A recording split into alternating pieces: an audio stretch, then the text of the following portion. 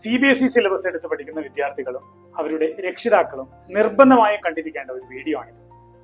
കാരണം CBSE ഈയിടെയായി നടപ്പിലാക്കിയ കോമ്പീറ്റൻസി ക്വസ്റ്റനിങ് പാറ്റേൺ എങ്ങനെ വിജയകരമായി തരണം ചെയ്യാം, അല്ലെങ്കിൽ എങ്ങനെ ആത്മവിശ്വാസത്തോടെ നേരിടാം എന്നുള്ള കാര്യങ്ങളാണ് ഈ വീഡിയോയിൽ മുഴുവനായി പറയാൻ പോകുന്നത്.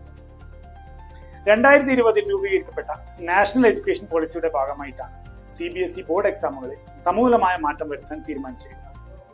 പണ്ടുകാലങ്ങളിൽ കുട്ടികളുടെ ഓർമ്മശക്തി പരിശോധിക്കുന്ന രീതിയിലായിരുന്നു ചോദ്യങ്ങൾ ഉണ്ടായിരുന്നത്. എന്നാൽ ഇപ്പോൾ അത് അപ്ലിക്കേഷൻ ലെവലിലേക്ക് മാറിയിരിക്കുന്നു. അതായത് മെമ്മറൈസിംഗ് ദ കോൺസെപ്റ്റ് എന്നതിൽ നിന്ന് understanding the concept, think critically and apply the knowledge എന്നുള്ള രീതിയിലേക്കുള്ള മാറ്റമാണ് CBSEയുടെ പുതിയ പരിഷ്കരണം. എന്താണ് competency model question pattern?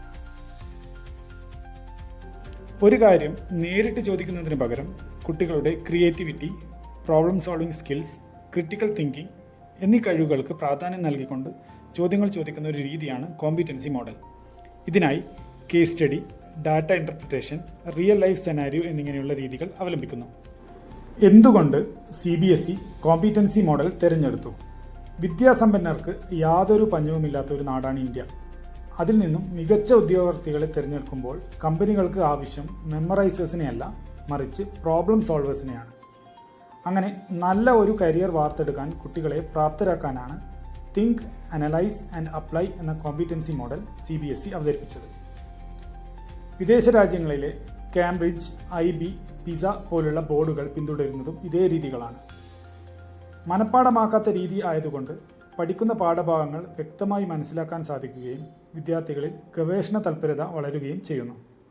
Competency മെത്തേഡിൽ വിദ്യാർത്ഥികൾ നേരിടുന്ന പ്രശ്നങ്ങൾ എന്തൊക്കെയാണെന്ന് നോക്കാം. ആദ്യമായി, പരീക്ഷ അടുക്കുമ്പോൾ കിട്ടുന്ന സ്റ്റഡി ലീവിന് മാത്രം നന്നായി പഠിച്ചാൽ മാർക്ക് കിട്ടുമെന്ന് ഇപ്പോഴും വിശ്വസിക്കുന്നു.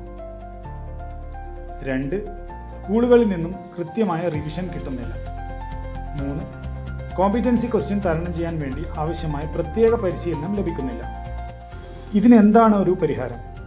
പഴയ രീതിയിൽ പാഠഭാഗങ്ങൾ മനഃപ്പാഠം പഠിക്കുന്നത് കൊണ്ട് ഗുണമൊന്നും ഉണ്ടാവില്ല എന്ന് കുട്ടികൾ മനസ്സിലാക്കണം.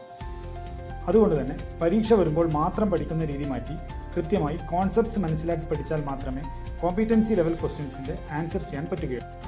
കോമ്പീറ്റൻസി ക്വസ്റ്റ്യൻസ് തരണം ചെയ്യാൻ വിദ്യാർത്ഥികൾ എന്തൊക്കെ ചെയ്യണമെന്ന് നോക്കാം. ആദ്യമായി, ശക്തമായ ഒരു കൺസെപ്ച്വൽ ഫൗണ്ടേഷൻ ഉണ്ടാക്കുകയാണ് വേണ്ടത്. ഓരോ കോൺസെപ്റ്റ് പഠിക്കുമ്പോഴും ഇതിൻ്റെ ആപ്ലിക്കേഷൻ എങ്ങനെയായിരിക്കുമെന്ന് അറിയണം. രണ്ടാമതായി, ആപ്ലിക്കേഷൻ ലെവൽ ക്വസ്റ്റ്യൻസ് പരമാവധി ചെയ്ത് പഠിക്കണം. മുഴുവൻ പാഠഭാഗങ്ങൾ പഠിച്ചാലും ആപ്ലിക്കേഷൻ ലെവൽ ക്വസ്റ്റ്യൻസ് ചെയ്ത് പഠിച്ചാൽ മാത്രമേ ബോർഡ് എക്സാമിന് കോമ്പീറ്റൻസി ക്വസ്റ്റ്യൻസിന് അഭിമുഖീകരിക്കാൻ സാധിക്കുകയുള്ളൂ. മൂന്നാമതായി, ആൻസറിംഗ് രീതിയാണ്. ഒരു ഉത്തരം എഴുതുമ്പോൾ അത് ഇൻട്രൊഡക്ഷൻ, എക്സ്പ്ലനേഷൻ, ആപ്ലിക്കേഷൻ, കൺക്ലൂഷൻ എന്നീ രീതിയിൽ വരണം. അമിത പദപ്രയോഗങ്ങൾ ഒഴിവാക്കി വ്യക്തതയോടെ ഉത്തരം എഴുതാൻ ശീലിക്കുക. നാലാമതായി, പരമാവധി ഡെയിലി ലൈഫുമായി ബന്ധപ്പെടുത്തി പഠിക്കുക. ഉദാഹരണത്തിന്, കെമിസ്ട്രി പഠിക്കുമ്പോൾ കുക്കിങ്ങുമായും, ഫിസിക്സ് പഠിക്കുമ്പോൾ ഹൗസ് ഹോൾഡ് അപ്ലയൻസസുമായും ബന്ധപ്പെടുത്തി പഠിക്കാം.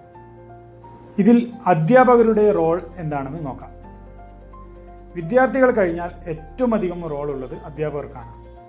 കാരണം പരീക്ഷയ്ക്ക് മാർക്ക് കിട്ടാൻ വേണ്ടി പഠിപ്പിക്കാതെ സബ്ജക്റ്റ് കൃത്യമായി മനസ്സിലാക്കുന്ന രീതിയിലാണ് ഓരോ അധ്യാപകനും അധ്യയനം നടത്തേണ്ടത്. കോൺസെപ്റ്റുകൾ പഠിപ്പിക്കുമ്പോൾ അതിൽ ചോദിക്കാൻ സാധ്യതയുള്ള കോമ്പീറ്റൻസി ലെവൽ ചോദ്യങ്ങളും പരിചയപ്പെടുത്തുകയും അവരെ കൊണ്ട് സ്വയം പരിശീലിപ്പിക്കുകയും ചെയ്യണം. പാരൻസിൻ്റെ റോൾ എന്താണെന്നുള്ളതാണ്.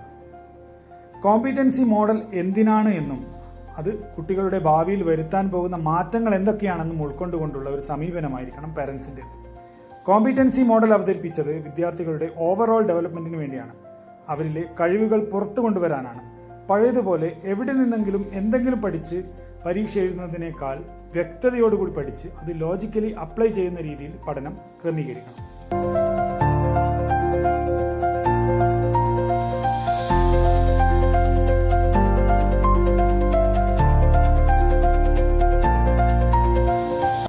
ബോർഡ് എക്സാം എഴുതാൻ പോകുന്ന എല്ലാ വിദ്യാർത്ഥികൾക്കും എൻ്റെ വിജയാശംസകൾ.